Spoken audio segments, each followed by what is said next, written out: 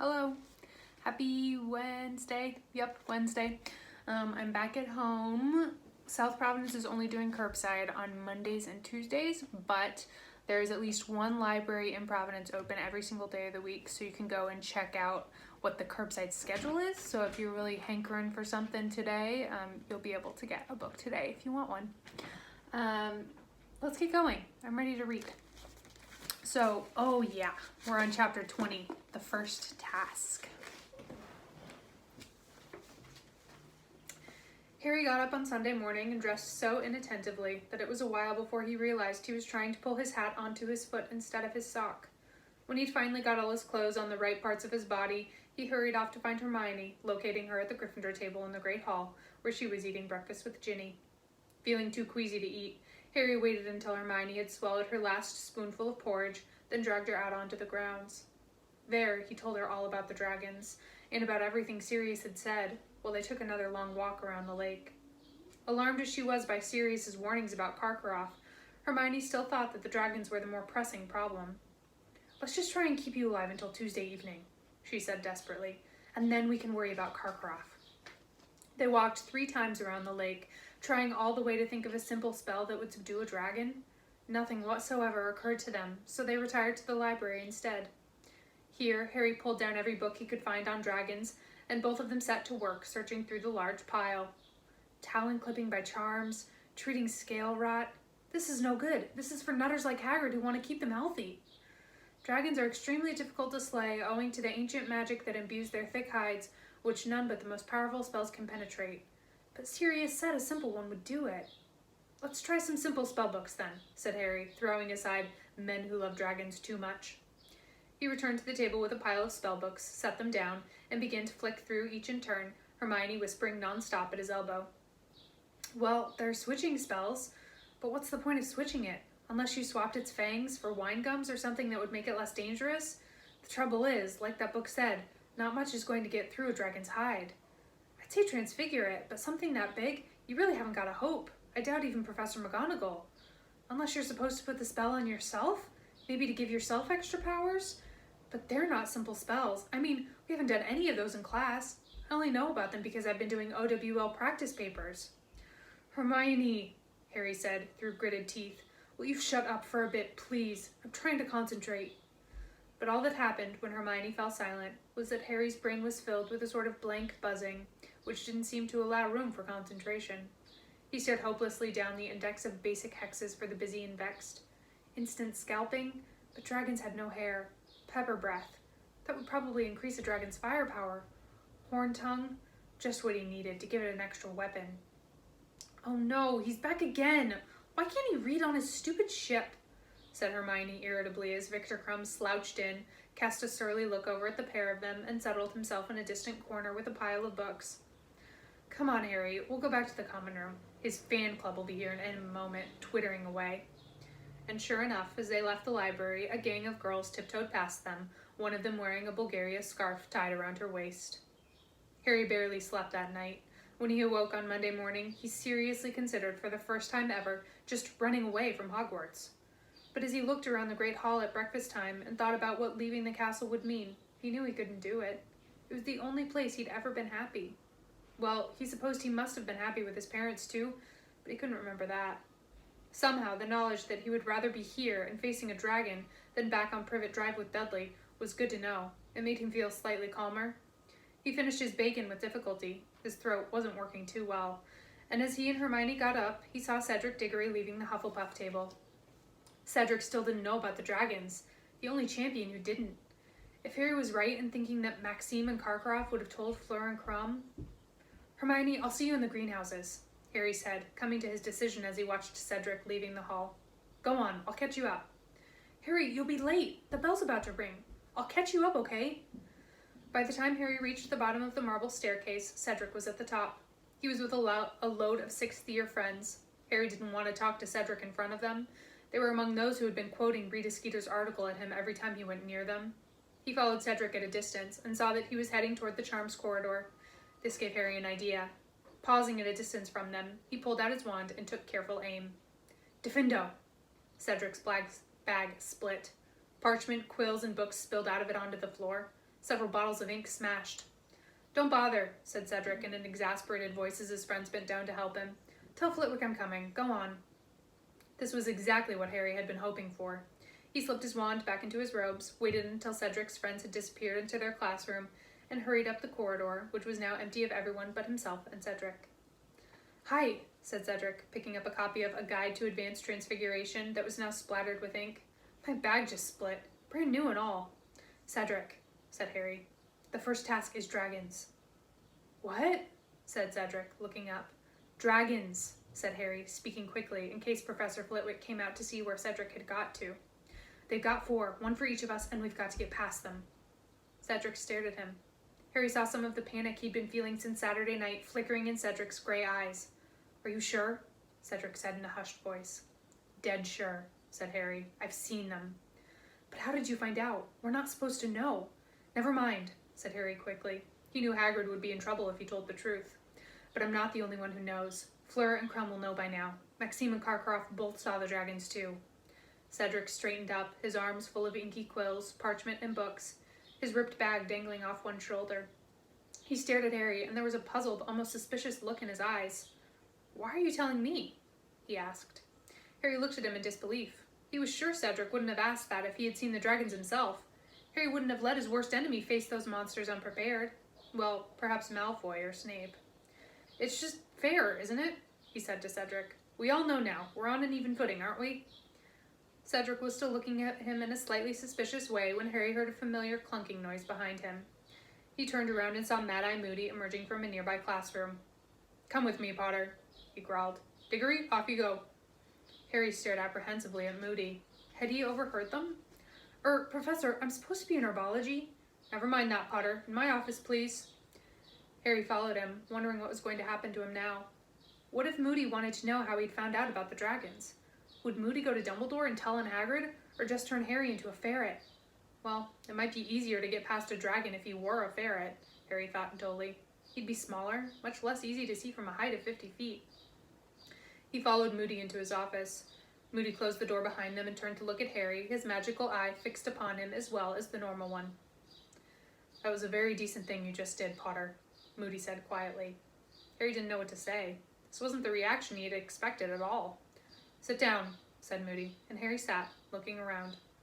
He'd visited this office under 2 of its previous occupants. In Professor Lockhart's day, the walls had been plastered with beaming, winking pictures of Professor Lockhart himself. When Lupin had lived here, you were more likely to come across a specimen of some fascinating new dark creature he had procured for them to study in class.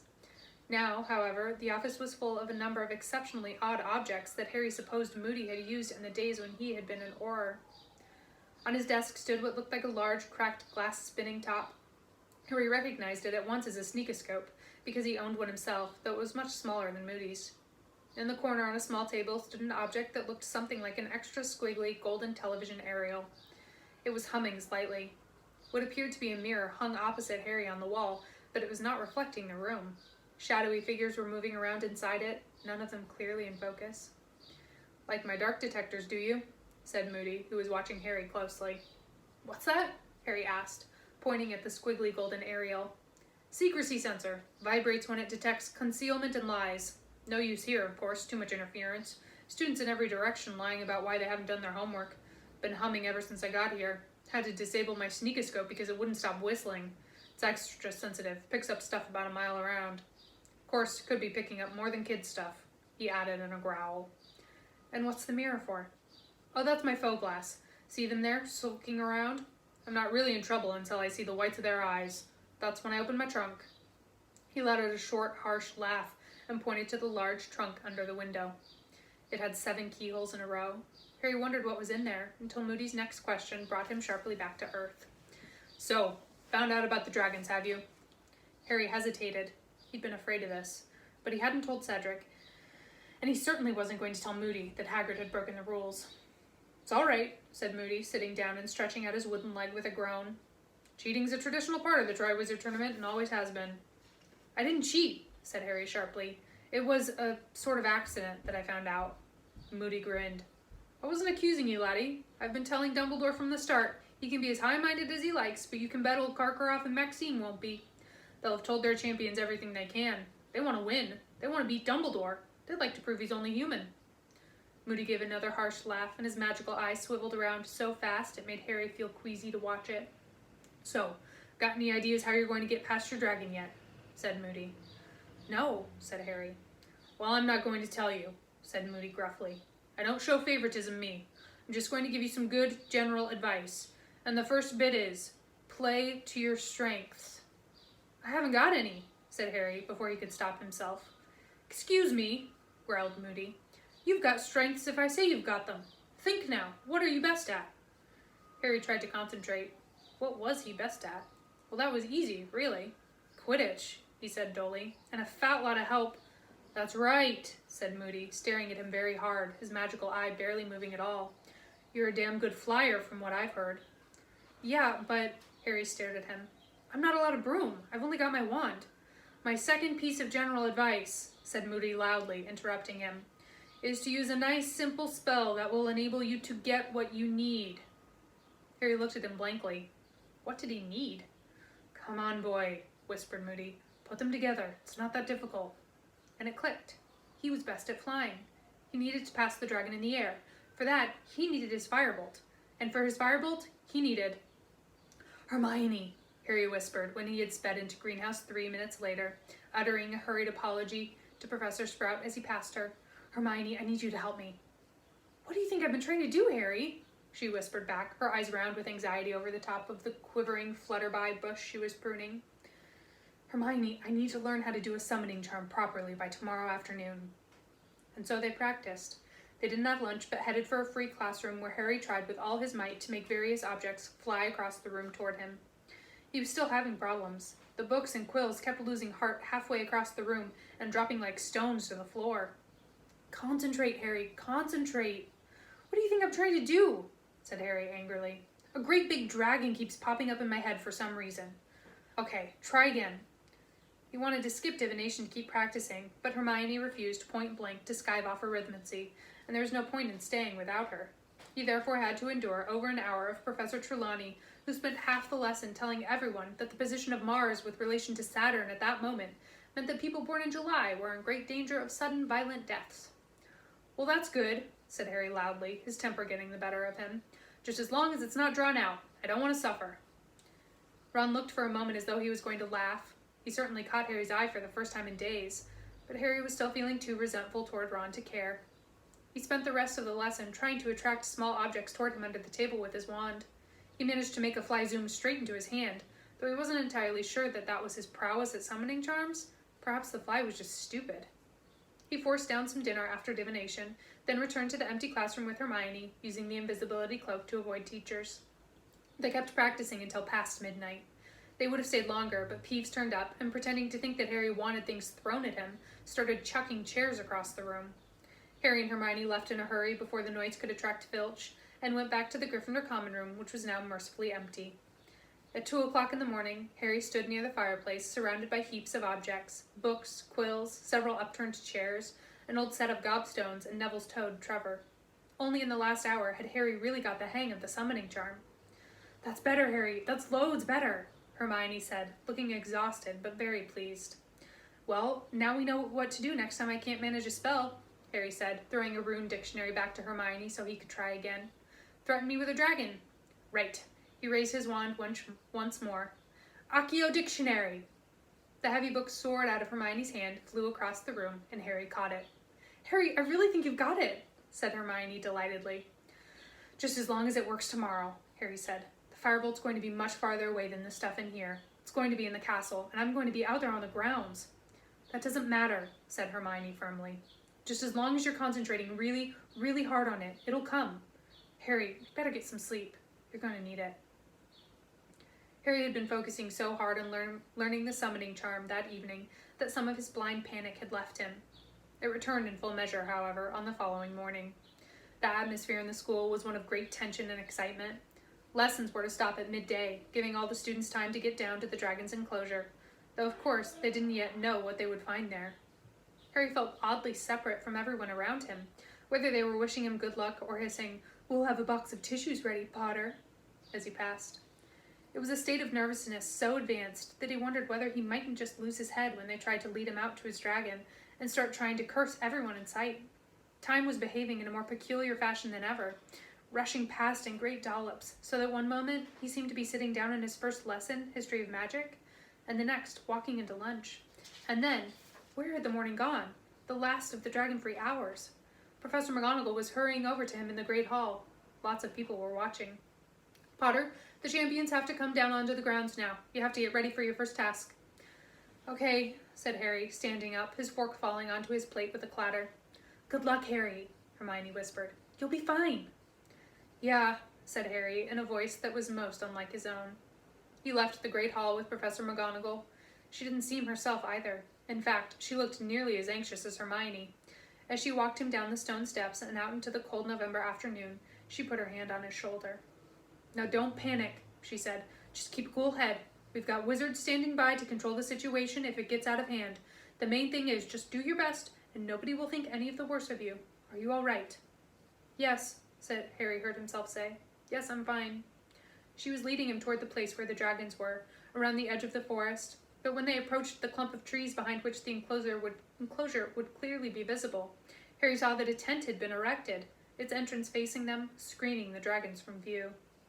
You're to go in there with the other champions, said Professor McGonagall in a rather shaky sort of voice. And wait for your turn, Potter. Mr. Bagman is in there. He'll be telling you the procedure. Good luck. Thanks, said Harry in a flat, distant voice. She left him at the entrance of the tent. Harry went inside. Fleur de la Cour was sitting in the corner on a low wooden stool. She didn't look nearly as composed as usual, but rather pale and clammy. Victor Crumb looked even surlier than usual, which Harry supposed was his way of showing nerves. Cedric was pacing up and down. When Harry entered, Cedric gave him a small smile, which Harry returned, feeling the muscles in his face working rather hard, as though they had forgotten how to do it. Harry, good-o, said Bagman happily, looking around at him. Come in, make yourself at home. Bagman looked somehow like a slightly overblown cartoon figure, standing amid all the pale-faced champions. He was wearing his old wasp robes again. Well, now we're all here. Time to fill you in, said Bagman brightly. When the audience has assembled, I'm going to be offering you each of you this bag. He held up a small sack of purple silk and shook it at them, from which you will each select a small model of the thing you are about to face. There are different, varieties, you see. And I have to tell you something else, too. Yes, your task is to collect the golden egg. Harry glanced around. Cedric had nodded once to show that he understood Bagman's words, and then started pacing around the tent again. He looked slightly green. Fleur de la Cour and Crumb hadn't reacted at all. Perhaps they thought they might be sick if they opened their mouths. That was certainly how Harry felt. But they, at least, had volunteered for this. And in no time at all, hundreds upon hundreds of pairs of feet could be heard passing the tent, their owners talking excitedly, laughing, joking. Harry felt as separate from the crowd as though they were a different species. And then, it seemed like about a second later, Bagman was opening the neck of the purple silk sack. Ladies first, he said, offering it to Fleur de la Cour. She put a shaking hand inside the bag and drew out a tiny, perfect model of a dragon, a Welsh green. It had the number 2 around its neck, and Harry knew, by the fact that Fleur showed no sign of surprise, but rather a determined resignation, that he had been right. Madame Maxime had told her what was coming. The same held true for Crumb. He pulled out the scarlet Chinese fireball. It had a number 3 around its neck. He didn't even blink, just sat back down and stared at the ground.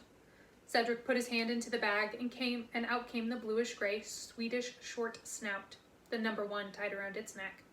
Knowing what was left, Harry put his hand into the silk bag and pulled out the Hungarian horntail and the number 4. It stretched its wings as he looked down at it and bared its minuscule fangs. Well, there you are, said Bagman. You have each pulled out the dragon you will face, and the numbers refer to the order in which you are to take on the dragons, do you see? Now I'm going to have to leave you in a moment because I'm commentating. Mr. Diggory, you're first. Just go out into the enclosure when you hear a whistle, all right? Now, Harry, could I have a quick word outside? Yes, said Harry blankly, and he got up and went out of the tent with Bagman, who walked him a short distance away into the trees, and then turned to him with a fatherly expression on his face. Feeling all right, Harry? Anything I can get you? What? Said Harry. No, nothing. Got a plan? Said Bagman, lowering his voice conspiratorially. Because I don't mind sharing a few pointers if you'd like them.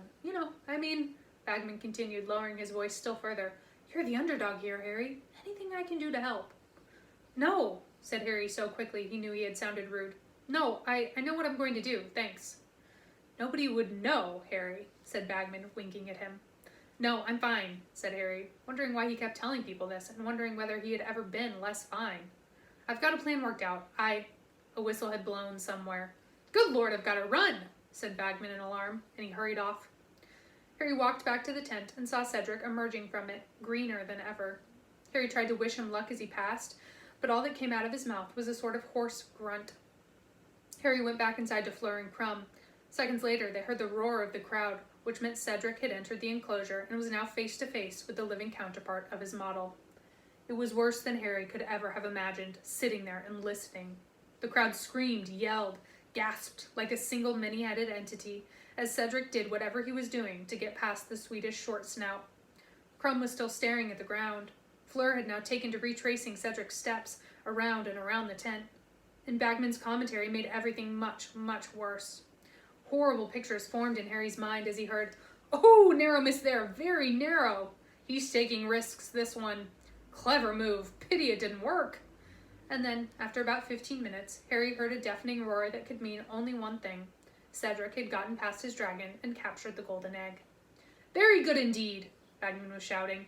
"And now the marks from the judges." But he didn't shout out the marks. Harry supposed the judges were holding them up and showing them to the crowd. "1 down, 3 to go," Bagman yelled as the whistle blew again. "Miss Delacour, if you please." Fleur was trembling from head to foot. Harry felt more warmly toward her than he had done so far as she left the tent with her head held high and her hand clutching her wand. He and Crumb were left alone at opposite sides of the tent, avoiding each other's gaze. The same process started again. "Oh, I'm not sure that was wise," they could hear Bagman shouting gleefully. "Oh, nearly! Careful now! Good Lord, I thought she'd had it then." 10 minutes later, Harry heard the crowd erupt into applause once more. Fleur must have been successful, too. A pause while Fleur's marks were being shown, more clapping, and then, for the third time, the whistle. "And here comes Mr. Crumb!" cried Bagman, and Crumb slouched out, leaving Harry quite alone. He felt much more aware of his body than usual, very aware of the way his heart was pumping fast and his fingers tingling with fear. Yet at the same time, he seemed to be outside himself, seeing the walls of the tent and hearing the crowd as though from far away. "Very daring!" Bagman was yelling, and Harry heard the Chinese fireball emit a horrible, roaring shriek while the crowd drew its collective breath. "That's some nerve he's showing, and yes, he's got the egg!"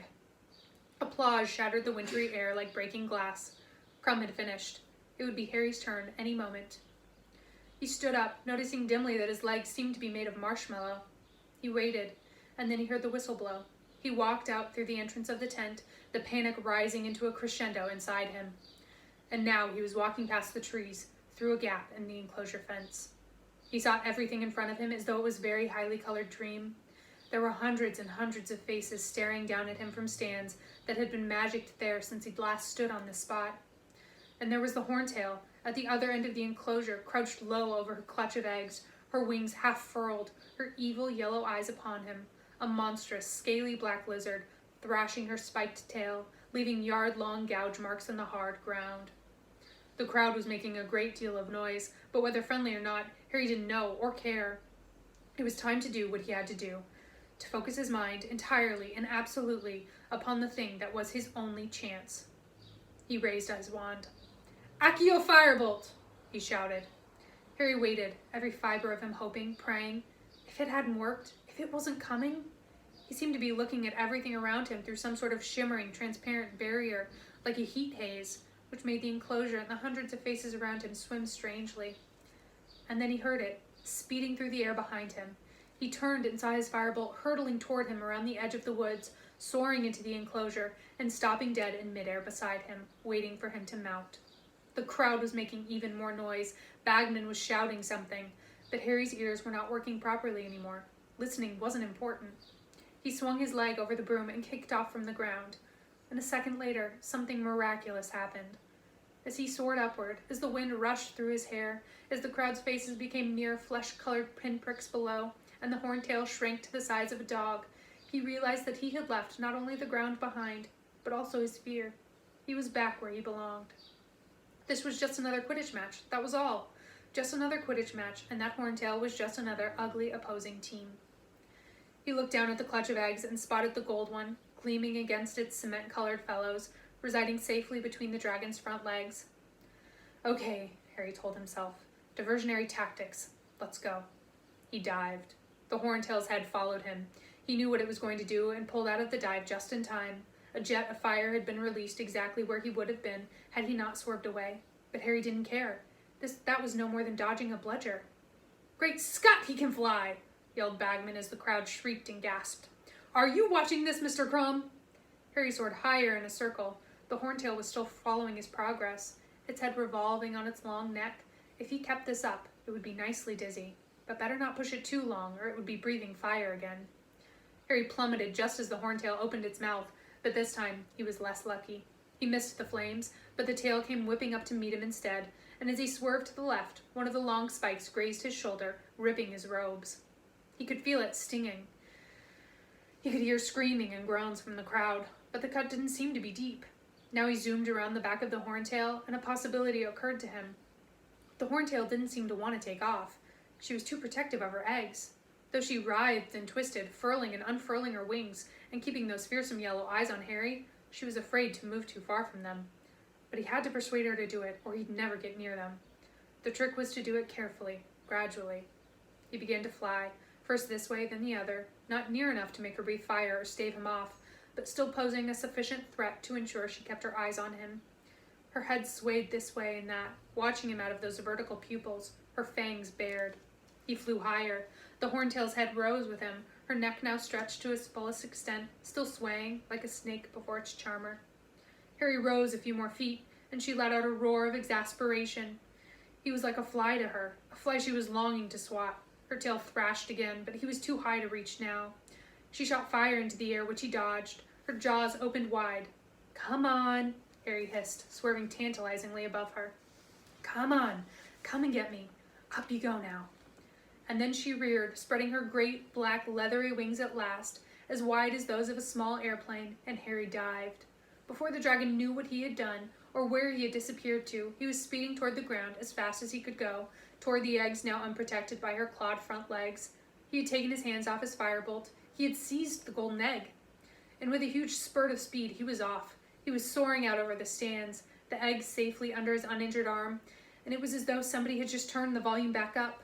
For the first time, he became properly aware of the noise of the crowd, which was screaming and applauding as loudly as the Irish supporters at the World Cup. Look at that, Bagman was yelling.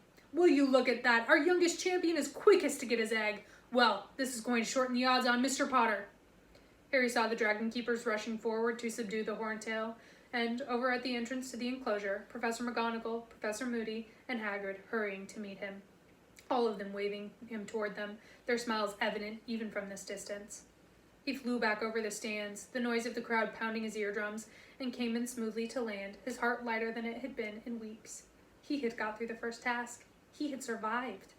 That was excellent, Potter! Cried Professor McGonagall as he got off the firebolt, which from her was an extravagant praise. He noticed that her hand shook as she pointed at his shoulder.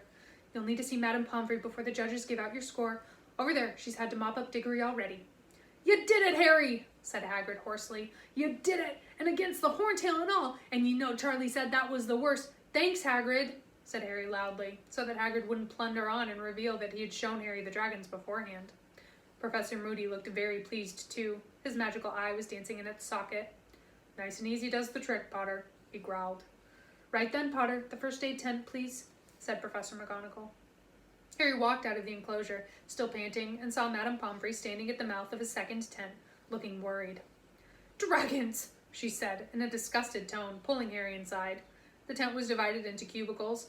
He could make out Cedric's shadow through the canvas, but Cedric didn't seem to be badly injured. He was sitting up, at least. Madame Pomfrey examined Harry's shoulder, talking furiously all the while.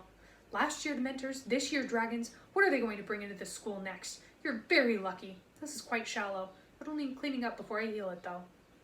She cleaned the cut with a dab of some purple liquid that smoked and stung, but then poked his shoulder with her wand, and he felt it heal instantly. Now, just sit quietly for a minute. Sit! And then you can go and get your score. She bustled out of the tent, and he heard her go next door and say, How does it feel now, Diggory? Harry didn't want to sit still. He was too full of adrenaline. He got to his feet, wanting to see what was going on outside, but before he'd reached the mouth of the tent, 2 people had come darting inside. Hermione, followed closely by Ron. "Harry, you were brilliant," Hermione said squeakily. There were fingernail marks on her face where she had been clutching it in fear. "You were amazing, you really were." But Harry was looking at Ron, who was very white and staring at Harry as though he were a ghost.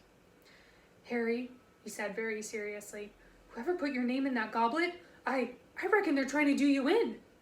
It was as though the last few weeks had never happened, as though Harry were meeting Ron for the first time, right after he'd been made champion. "Caught on, have you?" said Harry coldly. "Took you long enough." Hermione stood nervously between them, looking from one to the other. Ron opened his mouth uncertainly. Harry knew Ron was about to apologize, and suddenly he found he didn't need to hear it. "It's okay," he said, before Ron could get the words out. "Forget it." "No," said Ron. "I shouldn't have." "Forget it," said Harry. Ron grinned nervously at him, and Harry grinned back. Hermione burst into tears. "There's nothing to cry about," Harry told her, bewildered. "You two are so stupid," she shouted, stamping her foot on the ground, tears splashing down her front. Then, before either of them could stop her, she had given both of them a hug and dashed away, now positively howling. "Barking mad," said Ron, shaking his head. "Harry, come on, they'll be putting up your scores." Picking up the golden egg in his firebolt, feeling more elated than he would have believed possible an hour ago, Harry ducked out of the tent, Ron by his side, talking fast. "You were the best, you know. No competition. Cedric did this weird thing where he transfigured a rock on the ground, turned it into a dog. He was trying to make the dragon go for the dog instead of him. Well, it was a pretty cool bit of transfiguration, and it sort of worked because he did get the egg, but he got burned as well. The dragon changed its mind halfway through and decided it would rather have him than the Labrador. He only just got away. And that Fleur girl tried this sort of charm. I think she was trying to put it into a trance. Well, that kind of worked too. It went all sleepy, but then when it snored and this great jet of flame shot out and her skirt caught fire, she put it out with a bit of water with a wand. And Crumb, you won't believe this, but he didn't even think of flying. He was probably the best after you, though. Hit it with some sort of spell right in the eye. Only thing is, it went trampling around in agony and squashed half the real eggs. They took marks off for that. It wasn't supposed to do any damage to them." Ron drew breath as he and Harry reached the edge of the enclosure. Now that the horntail had been taken away, Harry could see where the 5 judges were sitting, right at the other end, in raised seats draped in gold. It's marks out of 10 from each one," Ron said. And Harry, squinting up the field, saw the first judge, Madame Maxime, raise her wand in the air. What looked like a long silver ribbon shot out of it, which twisted itself into a large figure 8. "Not bad," said Ron as the crowd applauded. "I suppose she took marks off your shoulder." Mr. Crouch came next. He shot a number 9 into the air. "Looking good," Ron yelled, thumping Harry on the back. Next, Dumbledore. He, too, put up a 9. The crowd was cheering harder than ever. Ludo Bagman, 10. "10?" said Harry in disbelief. "But I had a hurt. What's he playing at?" "Harry, don't complain," Ron yelled excitedly. And now Karkaroff raised his wand. He paused for a moment, and then a number shot out of his wand, too. 4. "What?" Ron bellowed furiously. 4? You lousy, biased scumbag! You gave Crumb 10! But Harry didn't care. He wouldn't have cared if Karkaroff had given him 0. Ron's indignation on his behalf was worth about 100 points to him. He didn't tell Ron this, of course, but his heart felt lighter than air as he turned to leave the enclosure. And it wasn't just Ron. Those weren't only Gryffindors cheering in the crowd. When it had come to it, when they had seen what he was facing, most of the school had been on his side as well as Cedric's. He didn't care about the Slytherins. He could stand whatever they threw at him now. "You're tied in first place, Harry, you and Crumb," said Charlie Weasley, hurrying to meet them as they set off back toward the school. "Listen, I've got to run. I've got to go and send Mum an owl. I swore I'd tell her what happened, but that was unbelievable. Oh yeah, and they told me to tell you you've got to hang around for a few more minutes. Bagman wants a word back in the Champions' tent." Ron said he would wait, so Harry re-entered the tent, which somehow looked quite different now, friendly and welcoming. He thought back to how he'd felt while dodging the horntail, and compared it to the long wait before he'd walked out to face it. There was no comparison. The wait had been immeasurably worse. Fleur, Cedric, and Crumb all came in together. One side of Cedric's face was covered in a thick orange paste, which was presumably mending his burn. He grinned at Harry when he saw him. "Good one, Harry." "And you," said Harry, grinning back. "Well done, all of you," said Ludo Bagman, bouncing into the tent and looking as pleased as though he personally had just got past a dragon. "Now, just a quick few words. You've got a nice long break before the second task, which will take place at 9:30 on the morning of February the 24th. But we're giving you something to think about in the meantime. If you look down at those golden eggs you're all holding, you will see that they open. See the hinges there? You need to solve the clue inside the egg, because it will tell you what the second task is and enable you to prepare for it. All clear? Sure? Well, off you go then. Harry left the tent, rejoined Ron, and they started to walk back around the edge of the forest, talking hard. Harry wanted to hear what the other champions had done in more detail. Then, as they rounded the clump of trees behind which Harry had first heard the dragon's roar, a witch leapt out from behind them. It was Rita Skeeter. She was wearing acid green robes today. The Quick-Quote's quill in her hand blended perfectly against them. "Congratulations, Harry," she said, beaming at him. "I wonder if you could give me a quick word, how you felt facing that dragon, how you feel now about the fairness of the scoring." "Yeah, you can have a word," said Harry savagely. "Goodbye." Then he set off back to the castle with Ron. Okay, there we are for today. Have a great Wednesday. Come back tomorrow and we'll keep going.